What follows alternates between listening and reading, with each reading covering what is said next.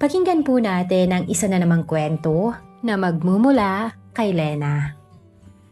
Ang mga kasalanan hindi laging nagsisimula sa halik. Minsan ay sa mga simpleng pagtitig lang. Paano kung ang mga bagay na hindi mo na nararamdaman sa sariling asawa ay mahanap mo sa iba? Isa akong asawa at isang ina.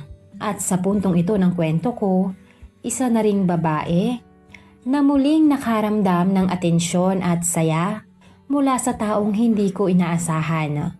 Pero ngayon ay ramdam kong paakyat na ako sa isang bangin.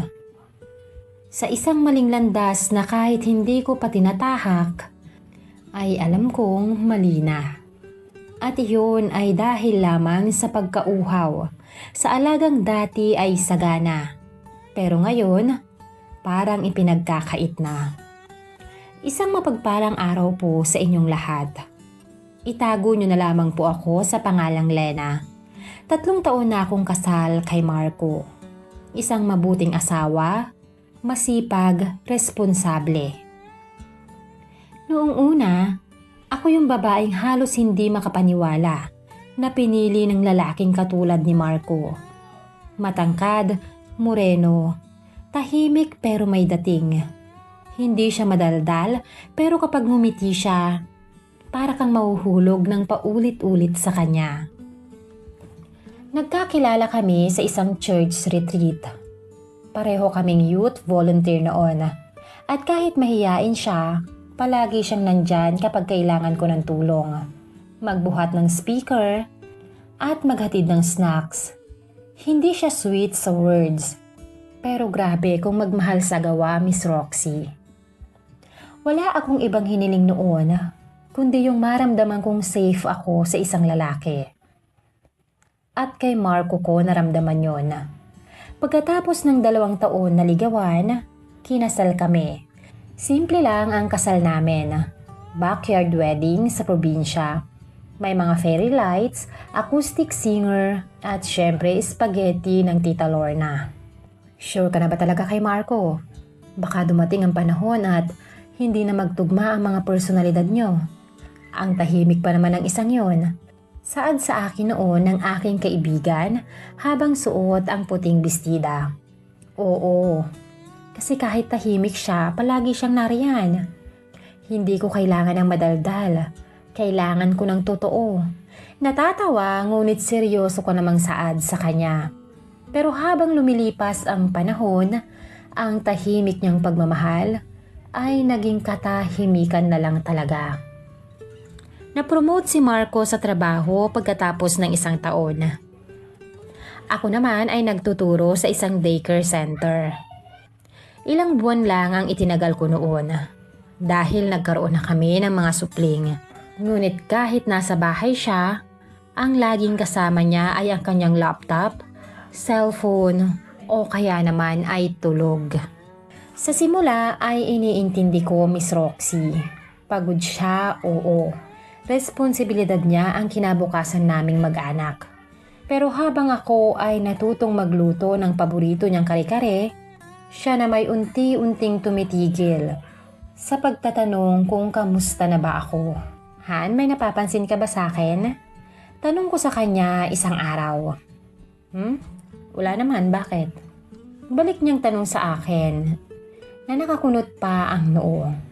Bagong gupit kaya ako? Nakangiting sabi ko sa kanya at ipinakita ko pa ang buhok kong kagugupit lang. Ang ganda mo pa rin. Tanging saad lamang niya sabay balik ng tingin sa kanyang cellphone. Wala man ng kabuhay-buhay, Miss Roxy, ang kanyang pagkakasabi ng mga katagang yun. Nang araw na yon, bagsak na bagsak ang pakiramdam ko. Dumadating lang ang punto na nararamdaman kong asawa ako ay kapag pinapaalalahanan niya akong bayaran ang kuryente. Wala nang kamusta ang araw mo. Wala nang mga halik sa umaga. Wala na yung mga yakap sa gabi kahit pagod siya.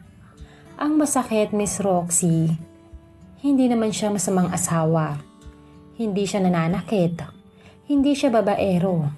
Pero ramdam mo yung lungkot na hindi mo alam kung saan nanggagaling.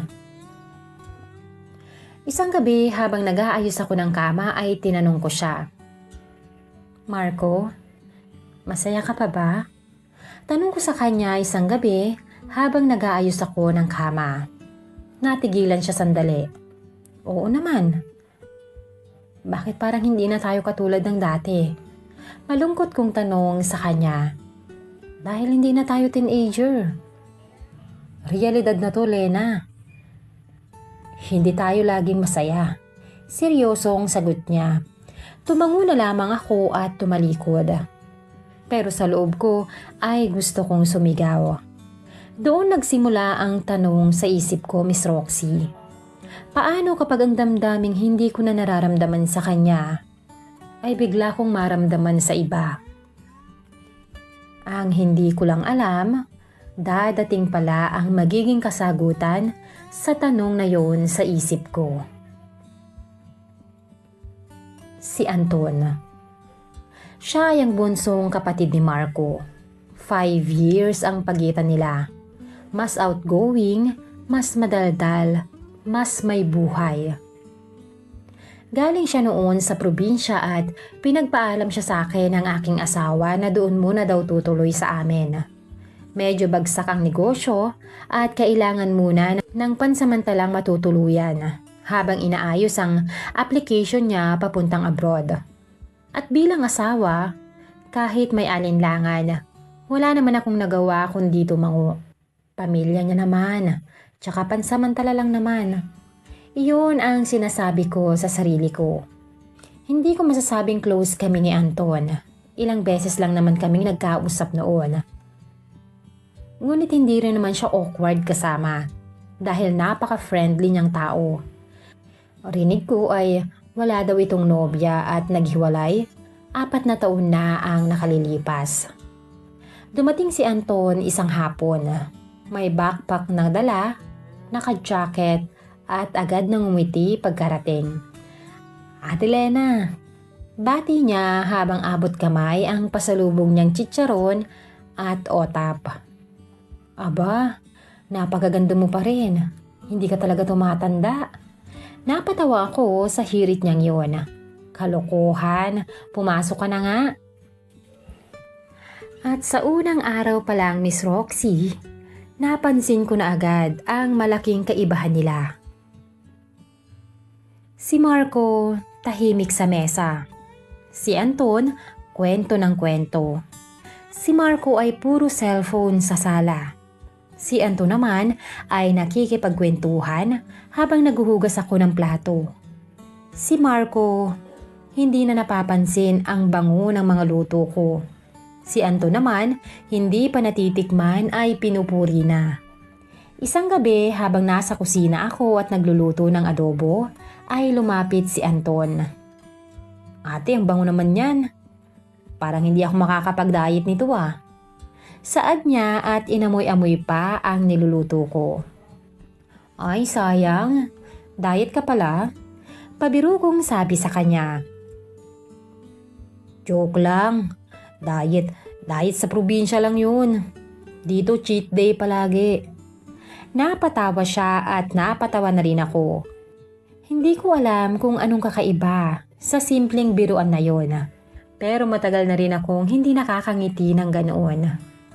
Minsan ay inabutan ko siyang naglilinis ng motor ni Marco sa garahe. Pawis na pawis, suot lang niya ay ang puting sando. Ate, may tubig ba riyan? Ang init eh. Sabi niya nang makita ako. Inabutan ko siya ng isang malamig na tubig. Salamat ha. Si kuya kasi, hindi na maalalang punasan tong motor niya oh. Nakangiti niyang pahayag habang pailing-iling. Busy kasi sa trabaho. Sagot ko naman. Oo nga, pero sayang naman. Ang ganda pa oh. Parang ikaw. Hindi na nabibigyan ng pansin. Sabi niya sabay tingin sa akin. Natatawa akong napatitig sa kanya. Pero may kung anong hindi ko maipaliwanag sa loob ko. Hindi ko alam kung pinupuri niya lang ba ako o may mas malalim pa doon. Habang lumilipas ang mga araw, si Marco ay lalo pang nagiging abala sa trabaho. Gabi na akong umuwi. Samantalang si Anton, naging kasabay ko na sa almusal. Kausap sa hapunan, katuwang sa maliliit na bagay sa bahay. Isang araw ay nagayos kami ng cabinet sa sala. Nahulog ang isang lumang photo frame. Pinulot niya ito at sabay tanong, "Ate, masaya ka ba?" Sandali akong napatingin sa kanya. "Ha? Bakit mo naman naitanong?" "Wala lang. Kasi minsan, nakikita ko yung mga mata mo. Parang may kulang eh." Wala akong naisagot sa kanya, Miss Roxy. Ngumiti lang ako, pero sa loob-loob ko ay tinamaan ako. Kasi ang totoo, may kulang talaga.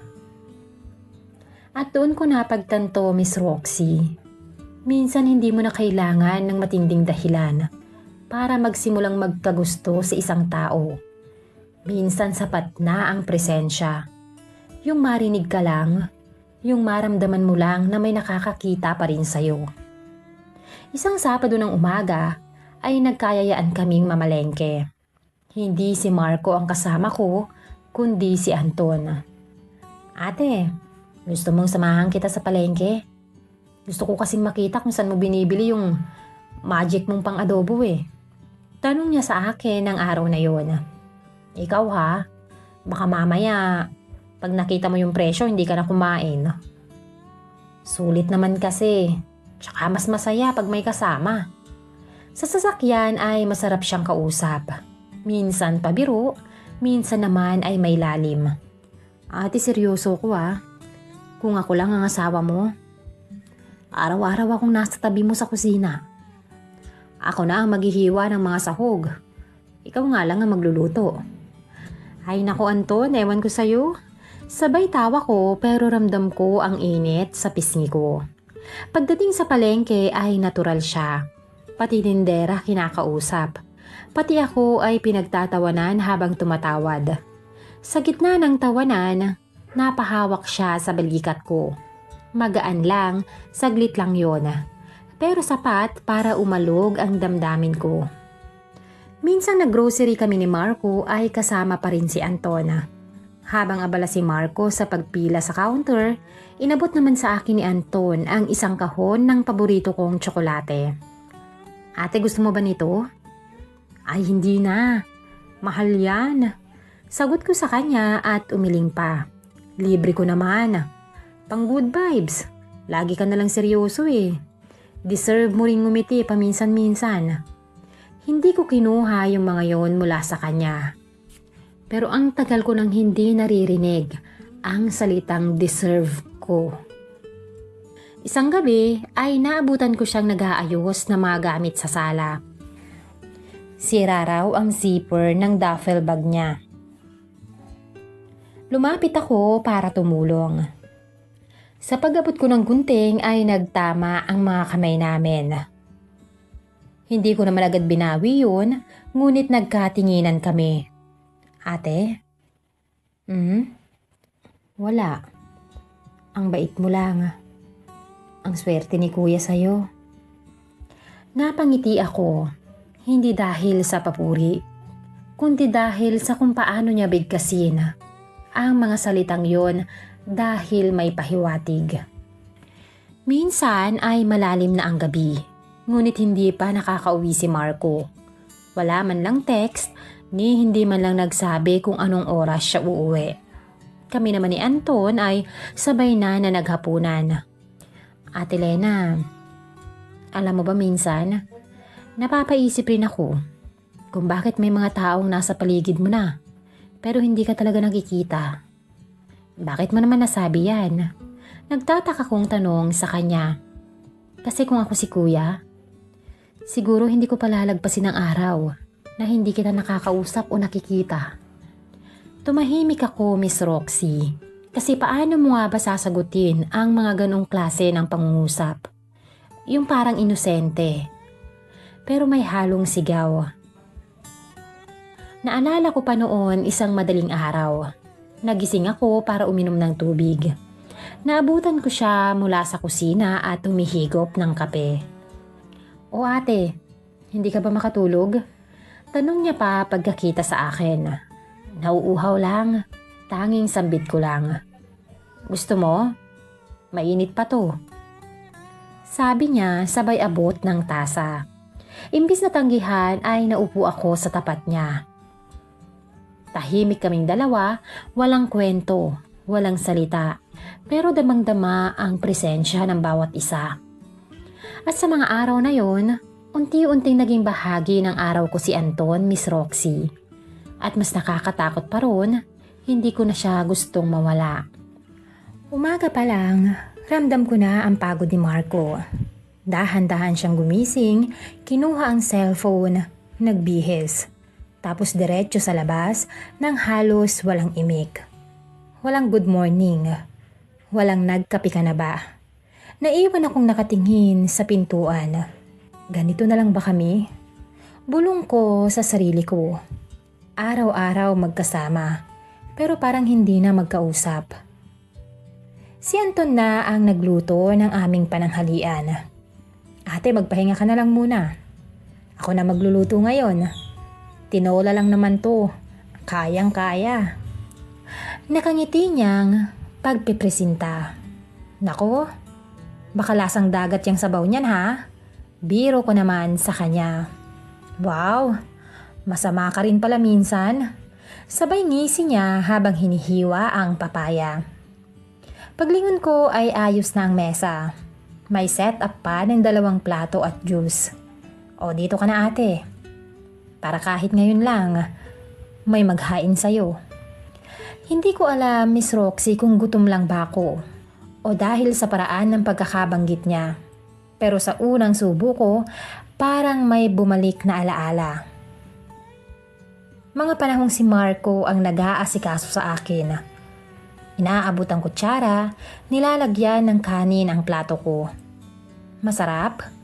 Tanong ni Anton sa akin. Ayos. Sagot ko at humigop pa ng sabaw.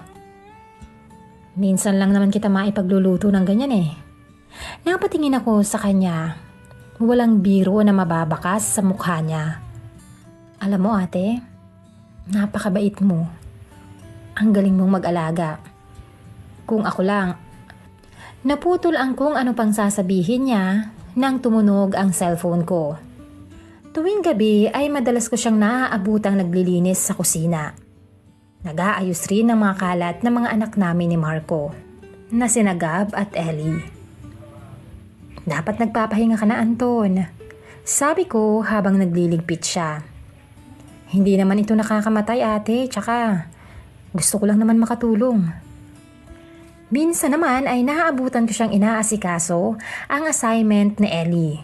Napatingin ako sa kanila mula sa pinto. Nakaupo si Anton habang hawak ang isang notebook. Habang si Ellie naman ay nakikinig lang sa kanya. Hindi ko maiwasang mapangiti. Napaisip ako, kailan nga ba huling tinuruan ni Marco ang mga anak namin ng kahit na anong assignment? Kinabukasan ay nakaramdam ako ng pananakit ng katawan. Nilagnat at walang gana sa pagkain. Si Marco maagang umalis. Walang tanong, walang lambing. Pero si Anton, Ate Lena, pagtawag niya sa akin mula sa labas ng kwarto. Bakit? Pwede ba kitang lutuan ng lugaw? Hindi na ako nakatanggi.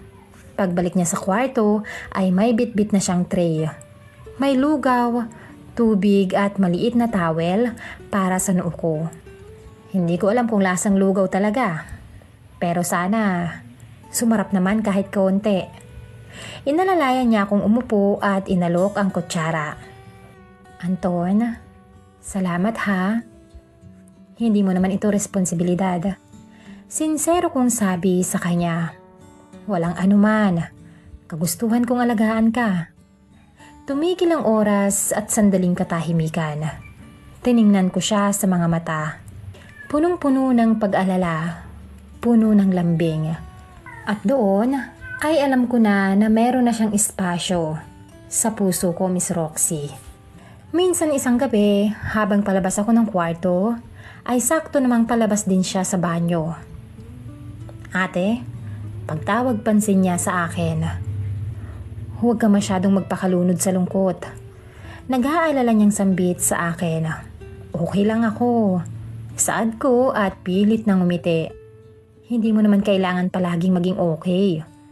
Minsan, pwede kang mapagod. Pwede kang umiyak. Natahimik ako, Miss Roxy. Hindi ko napigilan ang mga luha ko. Lumapit siya sa akin at hinawakan ang mga braso ko. Mahigpit, marahan. Parang sinasabi na nandito lang ako. Sa gabing yun ay hindi ko pa rin masasabi na may mali na sa amin. Pero alam kong may nasisira na at ako mismo ang nagbibigay ng pahintulot. Isang gabi ay malakas ang ulan. Walang pasok kinabukasan. Pero si Marco, wala pa rin sa bahay. Ayon sa text niya, may out of town conference daw sila. Naghain ako ng sinigang. Tulog na ang mga bata at tahimik ang buong bahay. Maliban sa mga patak ng ulan sa bubong. Grabe ate, ang sarap nito ah. Lasang sinigang na may kasamang lungkot. Sabay tawa ni Anton sa akin. Loko ka talaga. Napangiti rin ako kahit papano. Pero sa totoo, salamat ha. Nakakatuwa kasi kahit pagod ka na, inaalala mo pa rin kaming lahat. Tumigil siya sa pagsubo at tumitig sa akin. Minsan naiisip ko, kung may asawa lang kung kagaya mo. Minsan naiisip ko, kung may asawa lang kung kagaya mo, siguro hindi ko iiwan. Hindi ko alam ang isasagot ko sa sinabi niya. Pinili ko na lamang tumayo at magligpit. Pero ramdam ko yung mga tingin niya sa akin. At habang nililinis ko ang lamesa ay biglang nag-brown out. Ate, dito lang ako.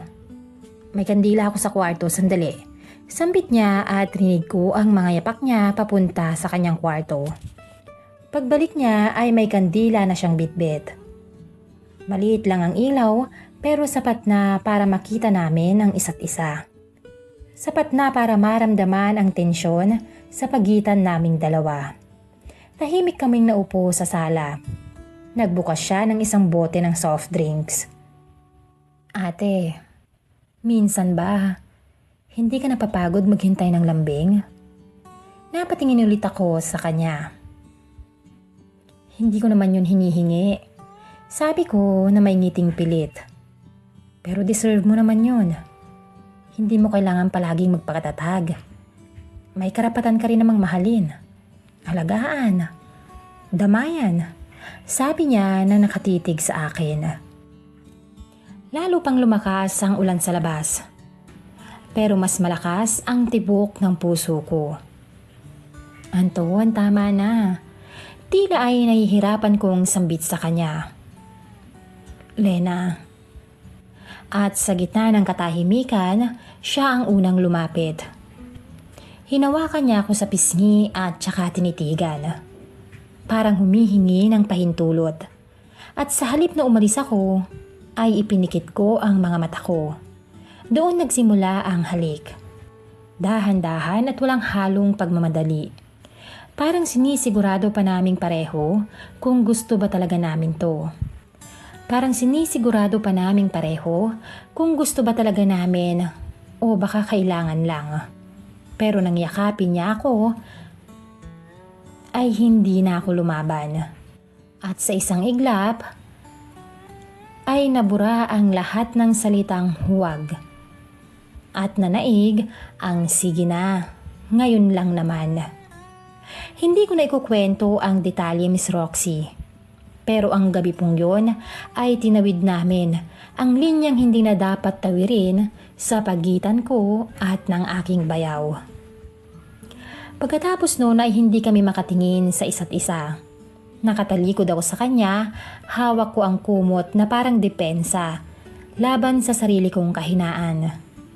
Lena, pagtawag niya sa pangalan ko. Wala kang kailangang sabihin.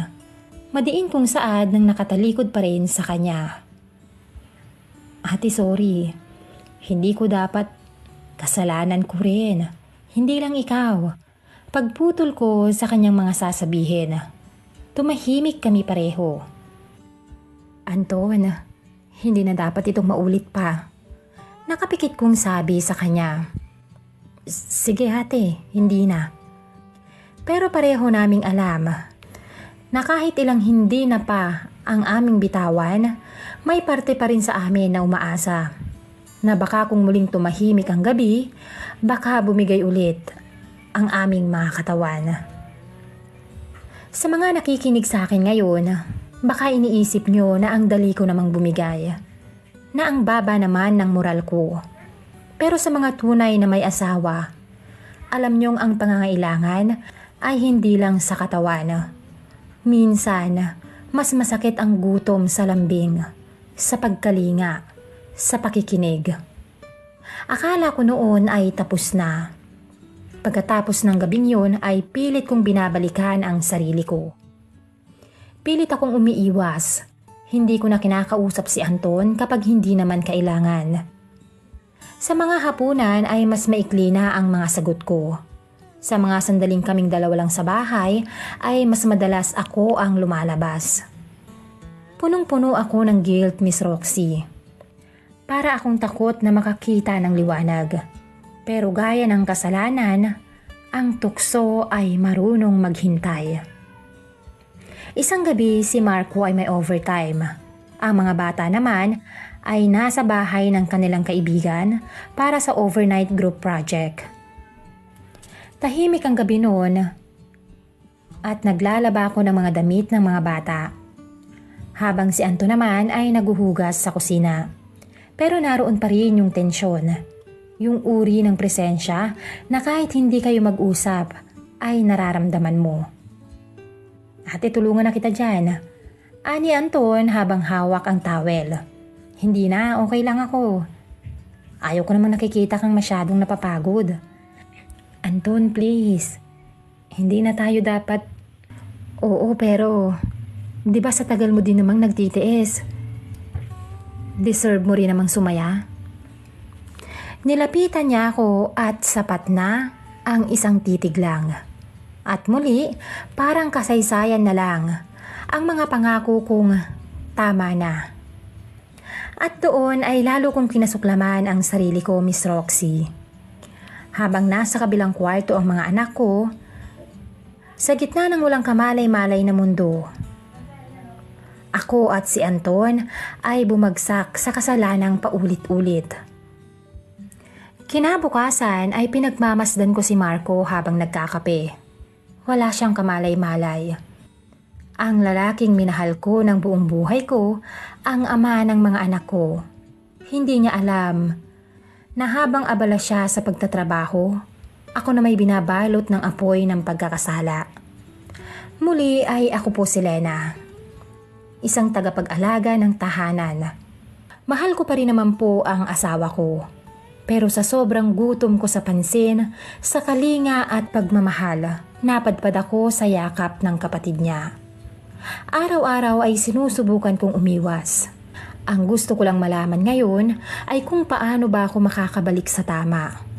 Kung may mali na bumubuo sa pagkatao ko. Hanggang dito na lamang po, lubos na gumagalang, Lena.